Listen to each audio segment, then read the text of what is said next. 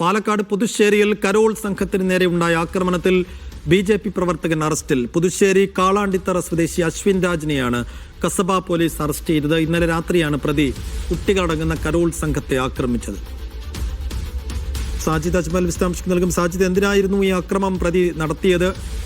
കൂടുതൽ പ്രതികളിന് പിടിയിലാകാനുണ്ടോ? എന്താണ് അവിടെ സംഭവിച്ചത്? ഇന്നലെയാണ് ഈ കരോൾ സംഘത്തിന് നേരെ പുതുശ്ശേരിയിൽ BJP പ്രവർത്തകന്റെ ആക്രമണം നടന്നത്. ഈ കൂടുതൽ പ്രതികൾ ഉണ്ട് എന്നുള്ളതാണ് ഈ പോലീസ് സംശയിക്കുന്നത്. പരാതിക്കാരും അങ്ങനെ പറയുന്നു. ഈ കരോളിൽ ഉപയോഗിച്ചിരുന്ന ബാൻഡിൽ CPIM എന്നുണ്ടായിരുന്നു. അതായത് ആ CPMന്റെ ഈ ബാൻഡ് ഉപയോഗിച്ചായിരുന്നു ഇവർ കരോളിൽ നടത്തിയിരുന്നത്. ഇതാണ് ഈ പ്രകോപനത്തിന് കാരണം എന്നുള്ളതാണ് പറയുന്നത്. എന്തായാലും കുട്ടികൾ അടങ്ങുന്ന സംഘത്തെയാണ് ആക്രമിച്ചിരിക്കുന്നത്.